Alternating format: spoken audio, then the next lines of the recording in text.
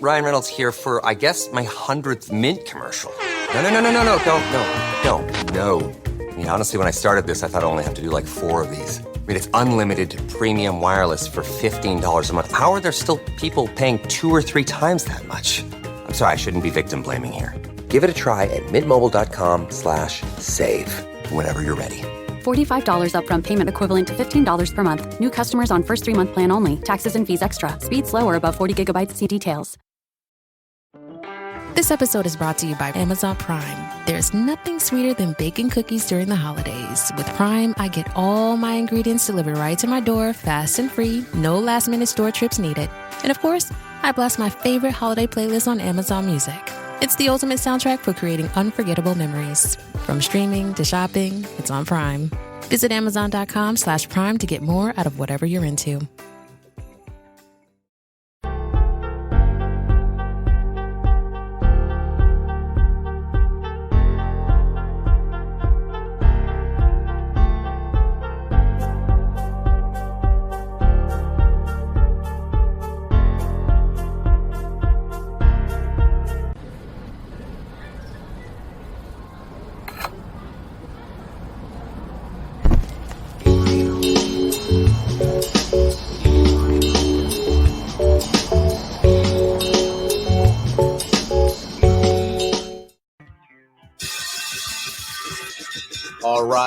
All right. Welcome back.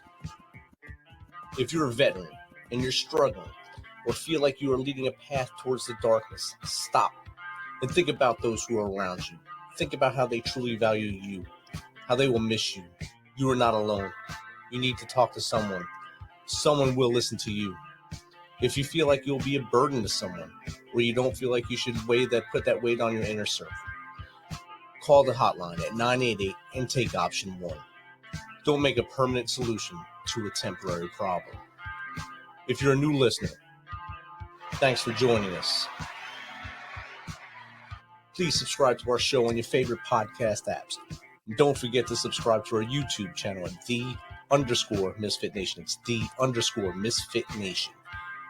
This will keep you up to date with our latest news, episodes, and of course, our great guests. All right. Tonight we're starting a little differently, as today is a somber anniversary. 15 years ago today, the world lost an amazing human. On his 3rd tour of duty in Iraq, Staff Sergeant Jonathan L. Martin was taken from us. He was originally wounded earlier in the month, around November 7th, and told his guys not to let him die in this shithole. He was a man of his word and didn't die there. He was flown to Germany, where he finally succumbed to his wounds on November 22nd, 2007. He was a warrior. He was competitive. He was a shining light whenever he entered a room. To his brothers who were with him that day from Alpha Troop 132 Cav from Fort Campbell, Kentucky, his family in Ohio and Tennessee, and of course his brothers and sisters from the Devil Brigade at Fort Riley, Kansas. We salute all of you, and we pour a little out for him tonight.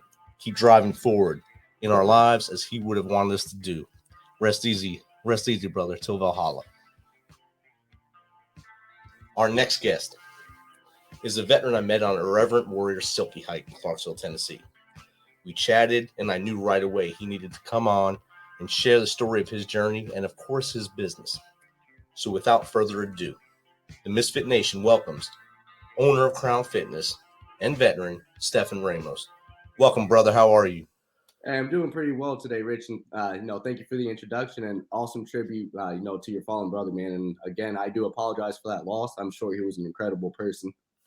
He was an amazing dude. And if he's in his room right now with us, I'm going to have a sip of beer for him here. Because he would bring the light to any conversation, any joy, any room. There was no way you weren't laughing when he was in the room. And great man. But he did what he wanted to do in life. He wanted to serve his country as a Marine and then as a soldier. And I know what he wants us to do now is to live forward and live positive and keep moving forward. And I think that's what I got from you when I talked to you on that hike in Clarksville. It was a beautiful day walking through here. I think you had silkies on. I did not wear silkies. I'm sorry I didn't wear silkies. It's probably better for all of us that I did not wear silkies. But we learned a lot about each other just in a short period of time. And I said, I know I want you on the show. And we were walking past the church at the time when we were talking. So if you don't mind, brother, tell us a little bit about yourself from as far back as you want to go through your service and how we got to where we are today. Oh yeah, definitely, man. And give you a little feedback too on that. I did end up wearing silkies, but only because they were a bra. I was originally wearing powerlifting shorts, and then he was a retired Marine that retired last year. I'm not sure if you met Rick. I Yeah. can't remember his last name, but he actually brought me the silkies, and he's like, "Listen, if you're gonna do this, you need to do it right." So he helped me show off these beautiful legs of mine. With bringing those. uh, Outstanding. oh yes, we always have to look out for each other, right? In any fashion. Next man up. Yep. There we go. But yeah, man, tell you a little bit about myself. I was always active, growing up, whether it's, doing sports, hanging out with people, doing things like that, playing outside. And then growing up, I always felt like I wanted to, serve the country too. I always felt that I'm not sound cliche, but like that calling. And, with my older brother having been a Marine as well, I think that really solidified everything of where I knew that's what I wanted to do. I always wanted to challenge myself to a different degree. And, not knocking any branch. I always felt like the Marines would always, display that challenge to me because everyone always hears, what they hear about each branch. And after seeing what it did with my brother, I was like, you know what? I think they got me too. So I ended up enlisting in high school still. I was 17. And both of my parents had to sign the paperwork. If you're not 18, they both need to say okay. And the only caveat was I could not be infantry. So I tried finding every way around that, going for combat engineer and everything else like that. But of course, I got aviation. So Close.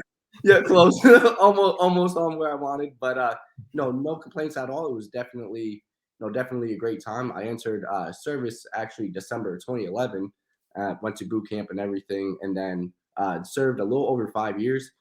So I got out in December 2016, and I actually was medically separated because I had two left knee reconstructive surgeries. I was not able to do the PFT or CFT, within that time frame that they wanted me to. So kind of taking the next steps because I wanted to always re-enlist to become a drill instructor. So of course at that time it was a little wrench thrown in the plans, trying to figure some stuff out. Go from what I was going to do then to trying to figure out the next steps in life on what I wanted to do. So shortly after I transitioned out, I kind of got into nutrition and weightlifting, working out, staying active as well, more so when I was UDP in Japan in 2014. Kind of fell in love with it. And then in 2017 is when I got certified as a master trainer. I studied nutrition science as well. So I knew what I wanted to do was impact others, really help them bring out the full confident version of themselves. And, to also create that further challenge for them because so many people want to be challenged, but they're not comfortable to challenge themselves enough. So that's why they, most of the time they do reach out for a coach for that and the accountability. So been doing that, been working with veterans now as my primary group for the last 2 years. Been loving it because I do help them overcome the mental health battles that they have because myself, I am manic bipolar. I have anxiety, depression, and ADHD. So I know those struggles. I know how the mind can weigh on you. I've attempted suicide twice in the past as well. So I know what it's like, going down that road. I know how lonely it can feel. So I know how eating right and, working out and stuff has helped me. So all I want to do is be able to bring that onto others because right now we're at a staggering rate, like, 22 veterans a day committing suicide, more than too many that should be out there. One's already too much. So if I'm able to help others, realize their vision, help create that vision for them, the steps that they need to take, and give them that purpose and find that enjoyment and fulfillment, then I feel complete at the end of the day. Oh, definitely. And I didn't know about your attempts in the past, and I'm glad you're here today. That's what I can tell you right there. Those attempts showed that you needed to, I guess, to have that attempt to push you forward, and hopefully, I know it made you grow.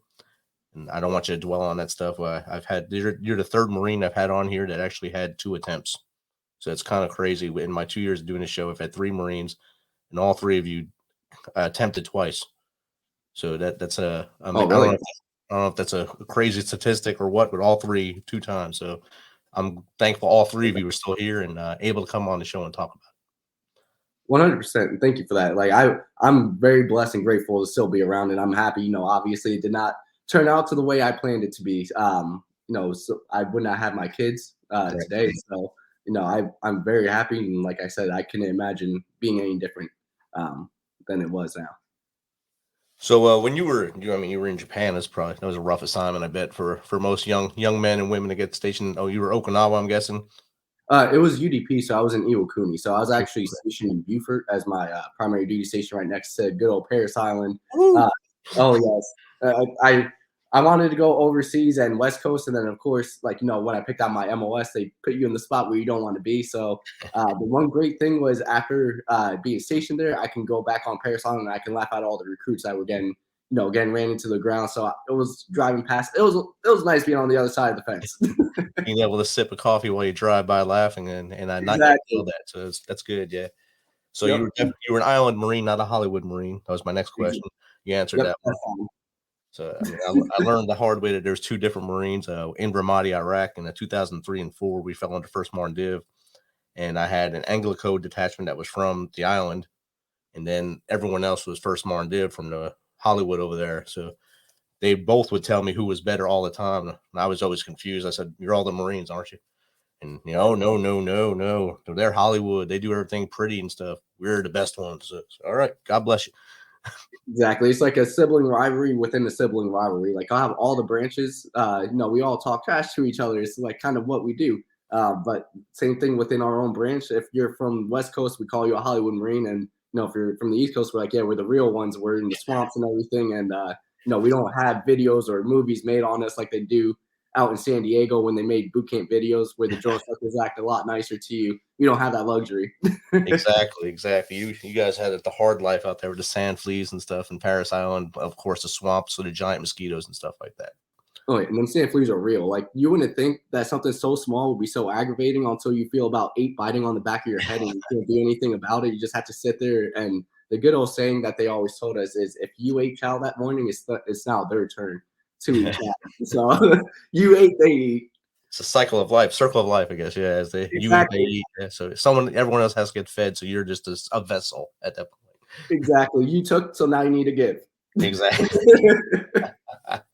And it's a learning lesson for them how bad the food was you were getting at that time. So. Exactly, that too. I had some cream chip beef this morning. Oh, good. Thanks, mosquito. Good. There was some crazy, some random foods being eaten, and especially, being like in UDP too, you combine some of the most random things because, in the chow hall, there's a good half of the time it's either really crunchy rice or leftover food from like a week ago, or the easy pour eggs, it's random stuff. So you would just make some random bowls of concoctions. Those kind of like, make prison food. Yep. So kind of like when you go to a restaurant now, they call it fusion. You're already doing that when you're in the Marines. So Exactly. You learn fusion without having to put a label on. The same thing in the Army. If they have leftovers, they don't throw a lot of stuff out. They have to keep it and make sure they serve it and don't waste that money of that budget. So you get yakisoba 8 different ways during a week. It's always the same yakisoba, but you feel like it's different because it has a different name on it. It's the same exact thing. Exactly. Yeah, and they may just throw like a little pinch of salt extra on it, like, oh yeah, now it's fresh. Yep. Or maybe an onion on top of it to make you feel happy, but it's still the same. It don't matter. Yeah, they can't disguise it that well. They think they're fooling us. They didn't fool us that well. Yeah. Not that casual, well. The casual observer thinks it's the best thing in the world. If like a children's group or something comes to base, they get to go and, oh, the chow hall's the best. I'm going to join because of this. You need to talk to somebody. You need to know the real ins and outs. Yep. Right. I mean, at least we were not nonstop eating MREs. That's the one thing. Well, we'd probably be dead. So, although they also say those are great too when people visit. Yeah. Eat them all the time. Eat them every day. I remember the good old side effects of eating those for combat training when that's all you're eating for like 4 or 5 weeks in a row. Yeah, no, not good. Like, not enough medicine out there in the world. And don't eat the whole thing, because you learn not to eat the whole thing as you go through. If you eat the whole thing, you'll just be dead, because it's about 3,000 calories per bag. Exactly. And they give you 3 per day. So no human should eat that much in a day. Oh, no. Not unless if you're trying to gain a certain amount of weight in a certain amount of time. But yeah, I would never, ever recommend eating 9,000 calories in a day unless if you're like Michael Phelps, back when he was in the Olympics. But he was also on that level. Right. He's also burning probably. Exactly. Yeah, he's on that level. He had to eat that. Yeah, for the normal average person, yeah, touching 9,000 calories a day, unless if you have a random want to do it, don't really recommend it. Do you want to see if you can do that for 30 days and live? Yep, they go for it. Toss your name in the hat and let me know how it goes. Go on your own YouTube channel and do it. That'd be great. Yep, there we go. We got a whole bunch of views. So you got to go through all your nutrition, fitness, and nutrition science classes while you were still in? So I did some of them while I was still in. I used TA when I was in for about 3 years, and then I continued my education after I got out, and then that's where I got certified as well as a master trainer. Was after I already had transitioned out, and then shortly after I got certified, I started working at LA Fitness, just kind of get my feet wet in a sense, learn the trade.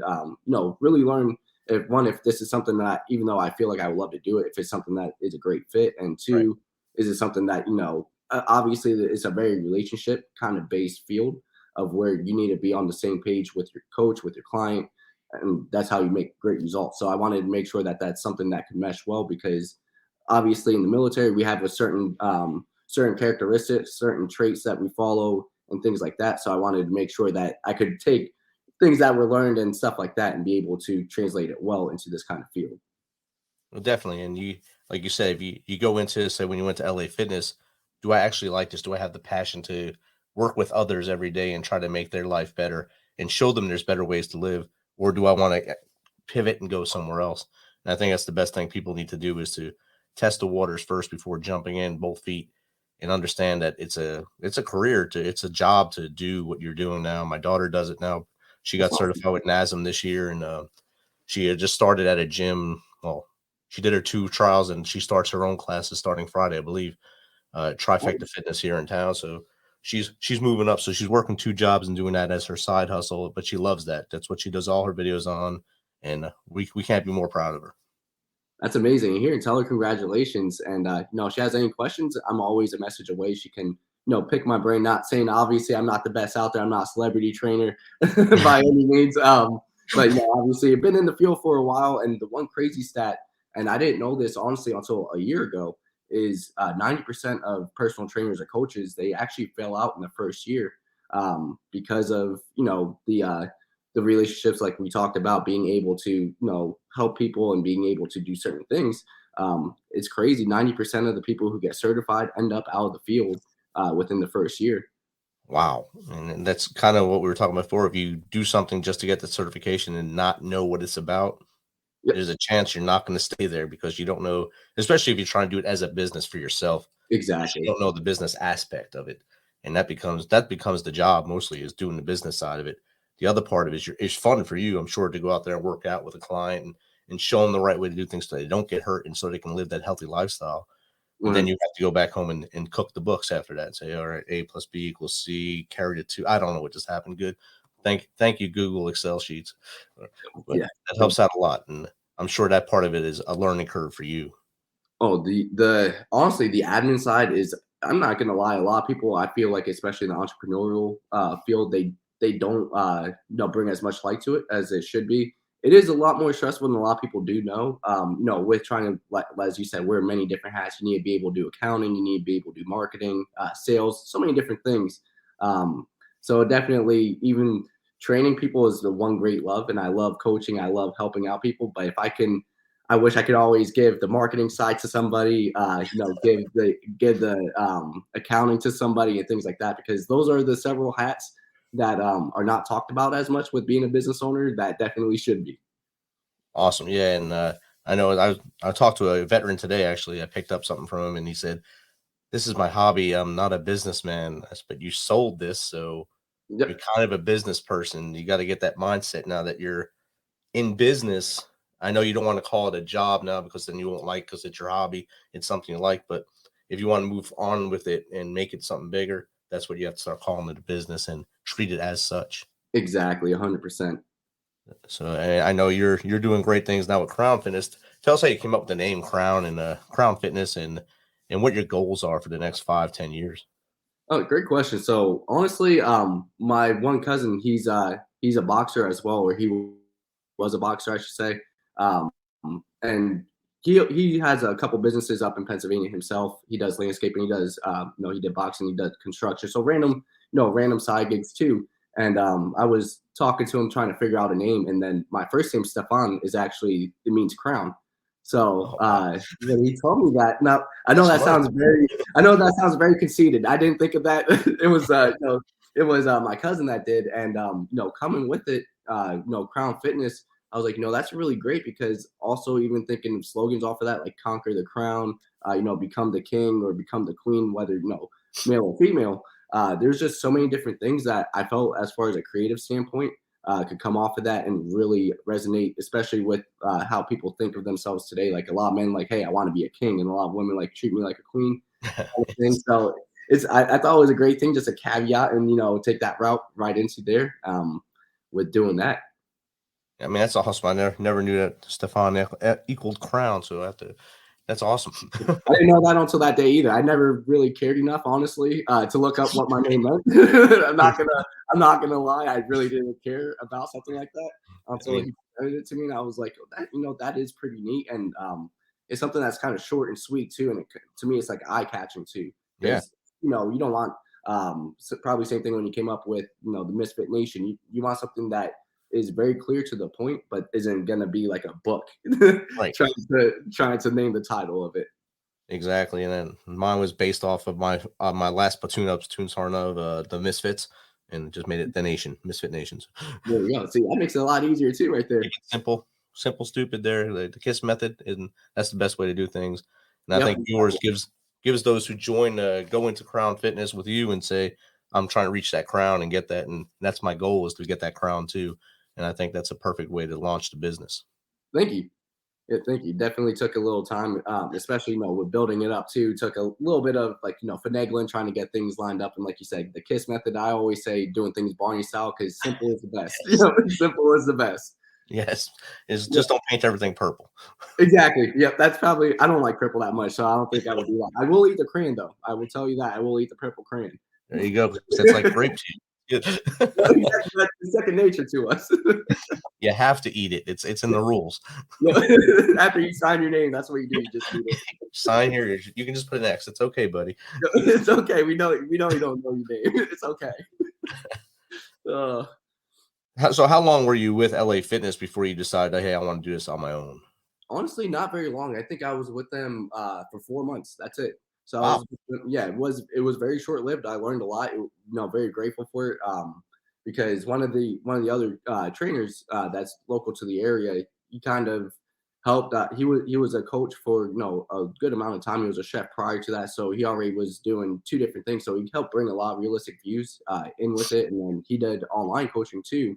And that's something that I was really interested in getting in. I wanted to do the in-person coaching just to gain that kind of experience. But ultimately, how I am now, doing nothing but online coaching, that's what I really wanted to get to.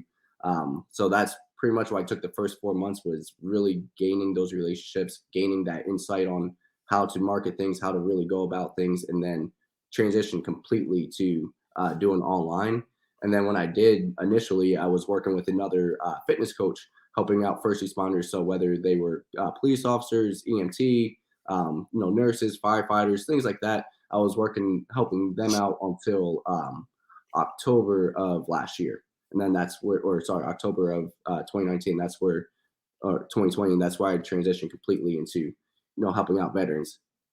That's outstanding. And so we started this as basically a veteran platform. Then I realized the need to get experts like yourself, and even though you're a veteran, but you have an expertise in the fitness world and the health nutrition world that will help a lot of the listeners who are struggling once they get out, because they don't have that, like you said earlier, the drill sergeant yelling at you, or the NCO yelling at you, hey, run that mile, do this, do that, stay off that stuff right there, take care of you. If they don't have that, they kind of lose their way, lose their purpose. And we see that on the hike.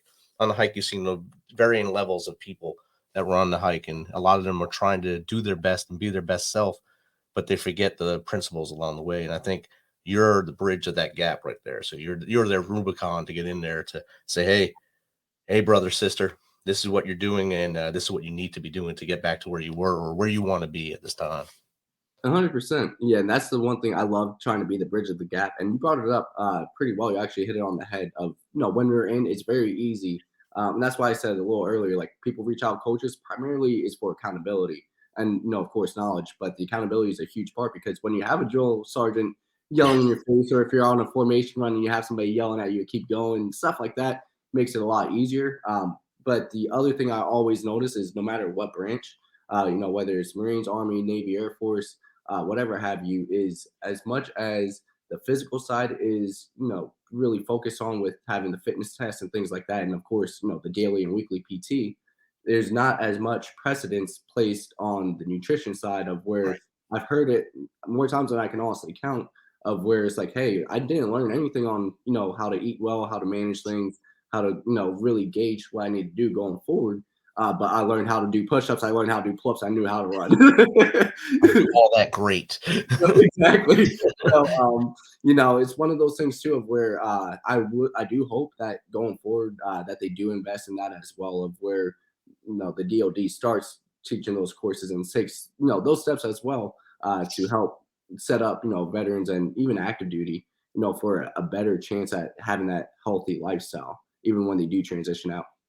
Definitely. I mean, I work right here. I work on Fort Campbell, so I get to see what the changes have been. So I got out in 2015, and Okay. as before, they started the whole soldier concept.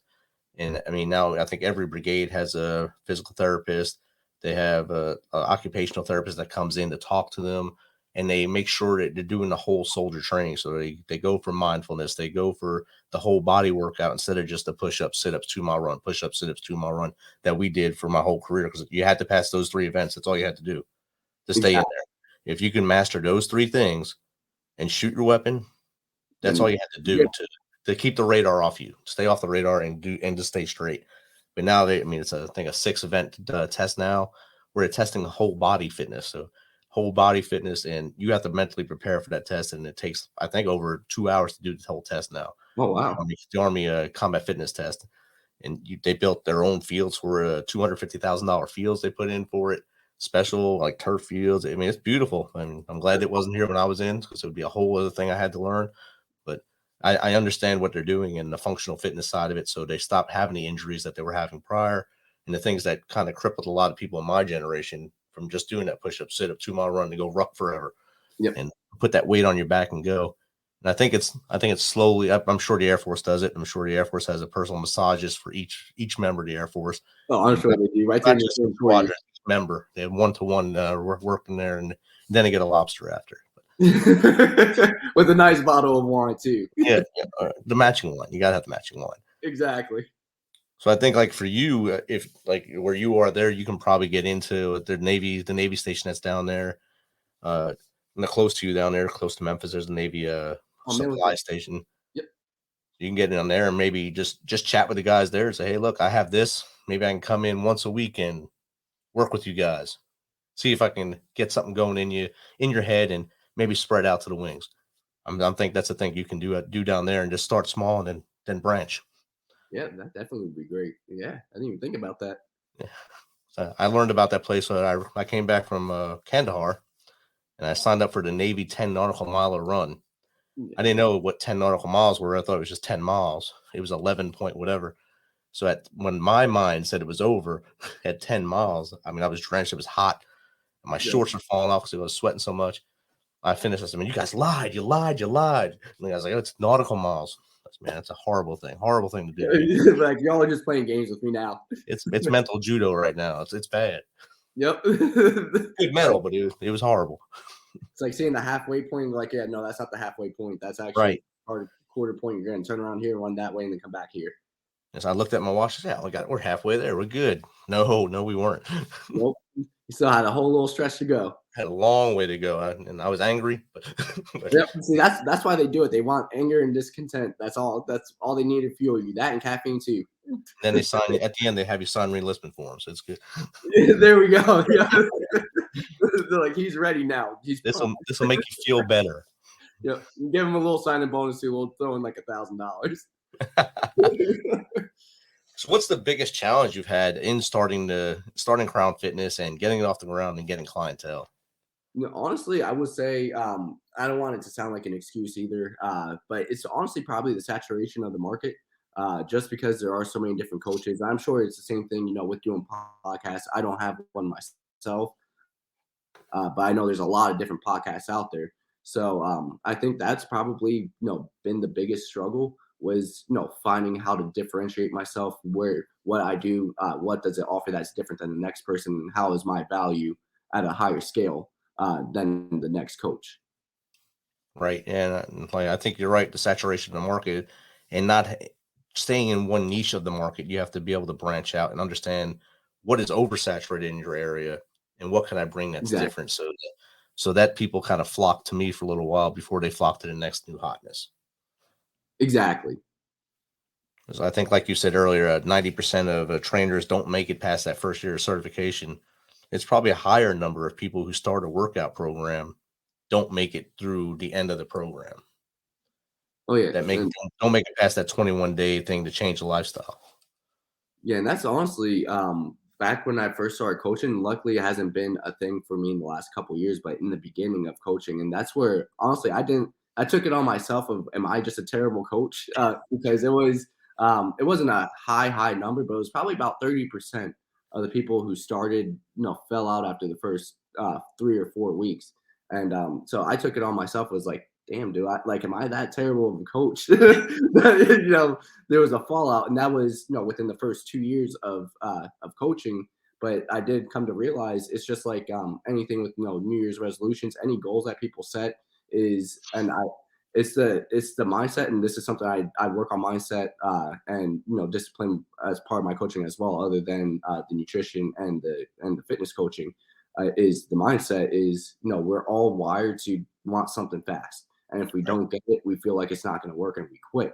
And that's something, especially within health, that a lot of people also see because they compare stories to, Joe Schmo lost 40 pounds in a month, so why can't I? But they don't realize that everyone's different. Their starting points are different. Their goals are different. Their aggression level to reaching their goals are different. So that's one of those things of where it took me a little time to understand that is everyone wants to see, have a six pack after doing 3 sets of punches. Obvious. Yeah. Yeah, you do them, you look in the mirror like, why aren't they there yet? Coach is horrible. What's he even doing? He's lying to me. Yeah. God. He's like, he told me if I didn't drink beer every day, I would have a 6-pack in a week. And that's the other thing. Like some people, a lot of their weight is just water weight. Or like drinking sodas every day, and they cut out soda for 2 weeks, you'll lose a lot of weight just drinking water, or just water with lemon in it for 2 weeks. You're going to lose a lot of weight without having that soda. Whereas the other person might just have a bad genetic makeup that it's not going to be water weight. It's just going to be stuff that just sat in there because that's how his genetics were, his family. He's not going to lose the weight the same way. And it's hard you got to drill it into their head that it's not the same for every human. Every human is different. You got to keep working differently. Exactly. And the one thing I always make sure too is I love the saying slow is sexy. Slow is sexy because that means you're sustainably doing it. And that's one of the things I really hold myself to a degree with my coaching is I believe in sustainability coaching. I'm not really in it for the transformation pictures or seeing the crazy story of Joe lost 100 pounds in 3 months, because odds are with somebody like that, as great as an accomplishment that is, normally with stories like that, and you could go back, you could ask a lot of people that have gone through crazy weight losses like that, odds are they put about 80%, if not more, of that weight back on within 6 months of finishing, because they did a crash diet. They didn't really learn the fundamentals of what they needed to do, and they didn't learn the healthy, as you said, the healthy habits and the actual correct mindset, to have going forward in order to not only lose it but keep it off. And that's paramount to understand the healthy habits. And if you think back to a famous TV show that was on with famous trainers, and those people would go through this training cycle and they'd lose mega weight on that show because they were basically locked into a building. You only had X amount of food in the building, and you worked out 3-4 times a day. Okay, now go home. You're working out when you want to, if you want to. Yep. Eating all the crap that you used to eat because it's there. You're not going to change your refrigerator. And you don't understand how to just shop the outside of the supermarket, shop the outside first, and then get little things. But then if you look at their transformation pictures from when they left the show to where they are now, most of them have gained either the same amount back or double back. So exactly. And that's a crazy thing too. And same thing with you can even take it into the medical field of the people that had bypass surgeries, everything with that liposuction, they more times than not also they end up gaining the weight back, and it ends up being a failed surgery because same thing, the habits don't change. You're changing the situation, but you're not changing the fundamentals. You kind of press and pause on what you were doing for whatever period you want to get into a dress or a suit, and then you're right back at it. Yep, exactly, 100%. Couldn't have said it better than that. Yep, And that's very usually what spot it on. is. And when I seen them start paying for that for spouses in the military, I said, I hope that they're adding a trainer like yourself on the back end or even on the front end before they got it. So they had the relationship, and then at the back end to keep them honest as they went through the recovery. So they understood that there's a lifestyle change involved with to make them healthy, to make them feel better about themselves and become a better life, I guess, product for their families. Exactly, and that's the big thing, and that's a huge reason why I take care of myself is, obviously there's a selfish reasons too, like I want to feel better, I want to look better, things like that. But ultimately, I need to make sure that I'm around for my family as long as possible. I want to see my kids grow up. I want to see my grandkids. If I'm blessed enough at that point, I want to be able to, if God forbid, an emergency, I can run and make sure everything's taken care of in a short period of time, or carry somebody and not feel winded, or things like that. So that's a common aspect that gets overlooked is, the health isn't just for you, but it's for those around you. And that's where, when I work with dads as well, they're learning lifestyle that's going to benefit their spouse. It's going to help their kids learn foods that they can incorporate, foods that they can eat, throughout the week. And it's not necessarily saying good food, bad food, because I'm a huge believer in moderation, as long as it's something of where you're proponently, eating healthy, in the sense of where, of course, I always tell people, you can, as long as you're in a deficit, you can always lose weight eating nothing but fast food, or you can eat whole foods, but your actual aesthetics between the two and the way your body feels and, operates will be a lot different than the two. Like, yeah, you can lose a lot of weight eating nothing but fast food if you're in a deficit, but I promise you, you're not going to like your energy levels. You're not going to like how your stomach feels, so on and so forth. Right. But yeah, that's why I love teaching everyone, so that way they can teach others. That's the big thing at the end of the day. And that's when you go through those peaks and valleys when you're working out in the morning and you have that deficit. Then you go to Mickey D's and get your McRib sandwich and your fries and your Coke, and then you crash because you just ate a crap load of fat, because it's not healthy food at all. It's processed food. You go through that, and you go through that like life cycle of crash. Then you have to find the endorphins again to get that workout, and that's probably not going to happen until the morning. Exactly. Crush your whole method was just crushed. And so one thing, I love French fries, kind of thing. The one thing that blew my mind before I started doing any coaching, because honestly, if you have known me about 15 years ago, you have never known I would be a coach. I used to hate touching weights. Even in sports, I would do only body weight movements. I would never do anything with weightlifting. I didn't really ever care about watching what I ate, because when you're younger, it's like, hey, whatever goes in my stomach goes in my stomach. Don't matter. Yeah, exactly. So I was just eating everything. But going to it now, and after really doing this for as long as I have, and seeing how many calories are in just normal side of French fries. You go to Chick-fil-A and you get their normal fries, it's about 600 calories just for one normal thing, and that's more like that's a standard meal for a lot of people, if not a little bit less. So, and you're getting that just from one side. You still have, like you said, if you get a soda, that's not a sugar-free option, or a diet option, that's probably another 200 to 300 calories depending on the size. Right. So you're looking at about 2,000 calories for just one meal. And standard people are eating breakfast, lunch, dinner, and a lot of adults I know are like overgrown kids in the aspect of where they still snack a lot. Yes. Things like that. So that adds up. They still have the pantry full of things they shouldn't have. Yes. Exactly. Yep. It's okay to have some snacks. Like, don't get me wrong. I could show you my pantry and you'll see some snacks in there. And that's okay. Like that's about the sustainability, but 3/4 or half of your intake should not consist of, snacks. It should be coming from actual satiating food. I know I seen you set the example. I seen you. I think you took one of your children to a park, and you were exercising while they were either riding a slide or wherever the park was. They were doing they're playing while seeing their dad work out on the video. So you were still getting it in while they were doing it. So you set the example that way as well. Do they work out with you at home too, or you just try to set the example now so they're still kind of little? So both. My oldest, because my youngest, he's a year and a half, so he's not quite at that point, but I'm sure he will be soon. I'm sure he's going to be carrying around things. But my oldest son, Gabriel, honestly, for about the last 2.5 years, roughly, he's loved, either when I'm working out, because I have a few things at home, like I have a power rack and a one-sided cable tower, so not too much, but enough to get the job done if I want to train from home.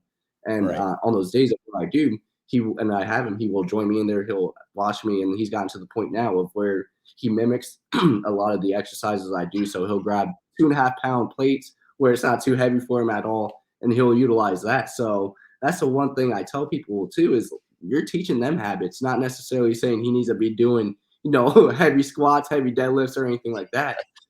But you're teaching a fundamental habit that's going to keep them healthier, and it's actually going to help their joints a lot better. Doing stuff like that growing up, it's going to help densen their bones up even more, so they're least susceptible to injury if they play sports and things like that.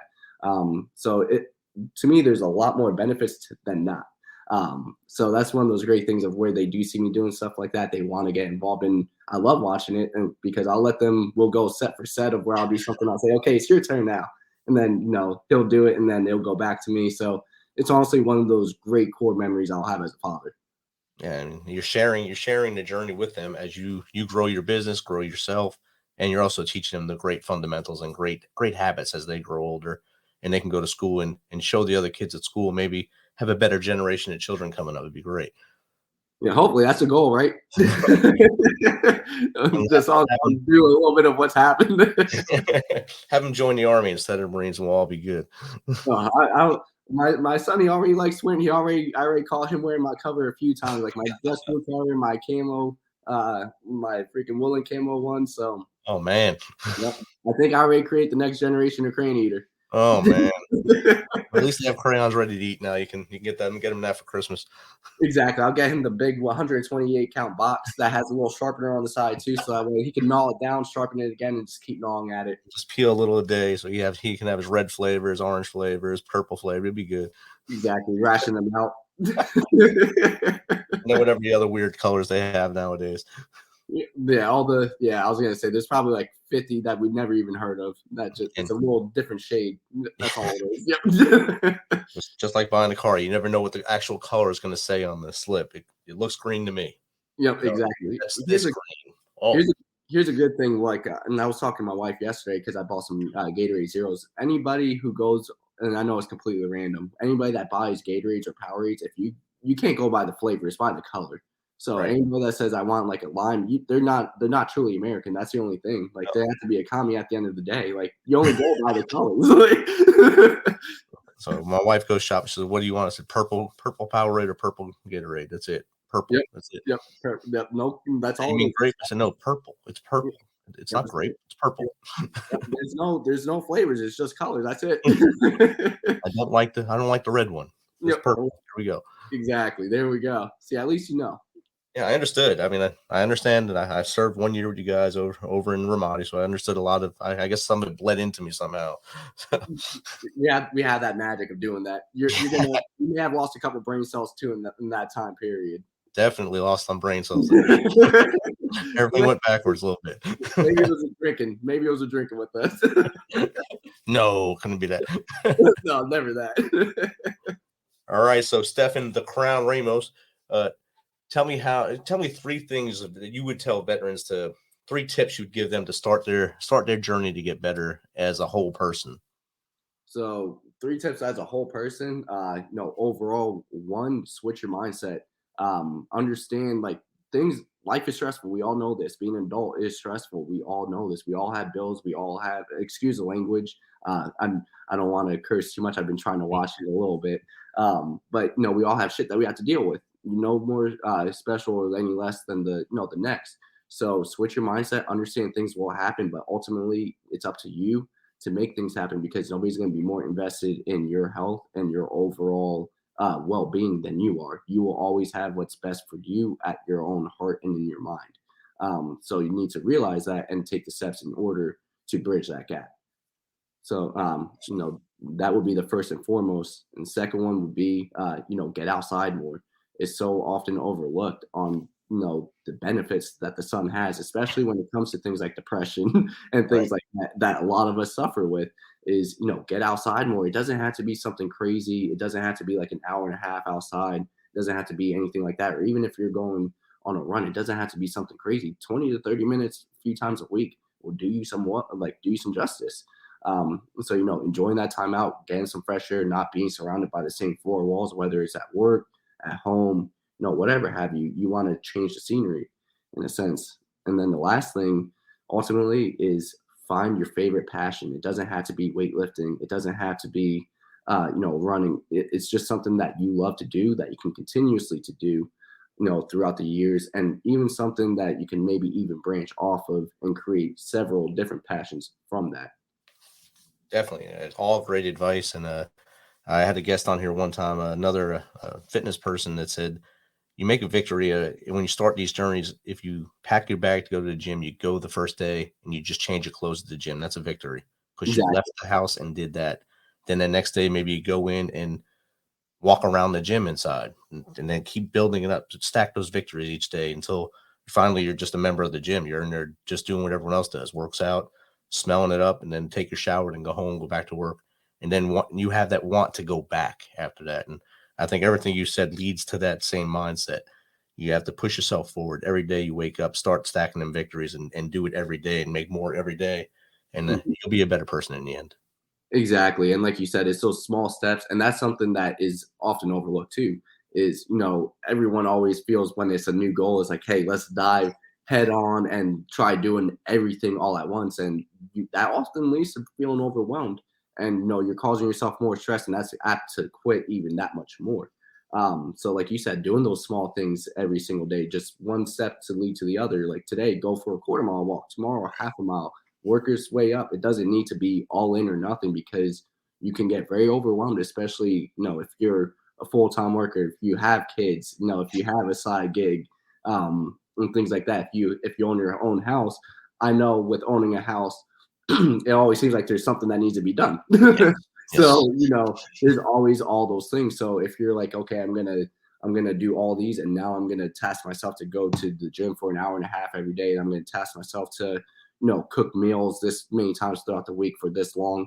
It's a lot. So, like you said, taking those steps of creating those small things that bleed into the next, that are compound wins, that's what's going to get you that consistency, and that's what's going to develop the discipline over time. Exactly. And what's the best way for a listener who wants to chat with you, either for advice or to maybe jump in and get with Crown Fitness? What's the best way to get in contact with you? So several different ways. They can go to crownfitnesscoaching.com, and they'll actually be able to download a free PDF from me. It will go over a good at-home body weight workout that takes 30 minutes or less, and it also has a morning and evening routine to really help create a better time schedule, so that way you're utilizing most of your time and using that quality time as well. So that's one easy way to get in contact, or just even searching me up on Instagram or Facebook or TikTok, just any social media. I'm very friendly. You can shoot me a message saying, hey, I would love to talk. And then we'll have a short conversation. And if we end up feeling that, this could be a good fit going forward, I do a free call for 30 minutes. We'll go over everything.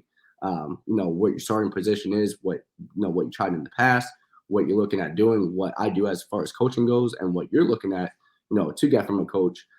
Because like I said in the beginning, this is all based on relationships. So I can't help everybody, and nor does everyone that reaches out to me. It's a great fit, but I will always point them in the right direction to somebody that will be a better fit for them, because at the end of the day, I'm not meant for every client, and every client's not meant for me. Right. And then everyone, you got to think about that with every aspect of everything you do in life. Everywhere you go, you're not going to find that perfect fit the first time. And if you do, awesome. If you don't, keep searching until you find that right fit, that right doctor, that right coach, anything you need. Keep searching until you find that person or thing that has that perfect fit for you. Don't quit. Just keep moving forward. Stefan, this has been a great chat with you. It's already been almost 50 minutes. I couldn't believe that. Wow. Yeah. It went by pretty fast. We easy conversation. I'll have to have you on again sometime, probably right after New Year's resolutions, see what people are doing, and see if we get a lot more chatter from our audience. Now they're pretty quiet tonight, so I guess they're all probably getting ready for Thanksgiving. I'm sure. Yeah, a lot of people on the road. Yeah. So they'll be able to see this recording and get a lot of tips and tricks from you, and hopefully feedback will say, hey, bring them back sooner than later. And I'll stay in touch with you. Oh, definitely. I would love to come back on. Just let me know, and we'll definitely plan it out. Definitely, brother. All right. I'll catch you on the other side of this video. Yes, sir. I appreciate it, Rich.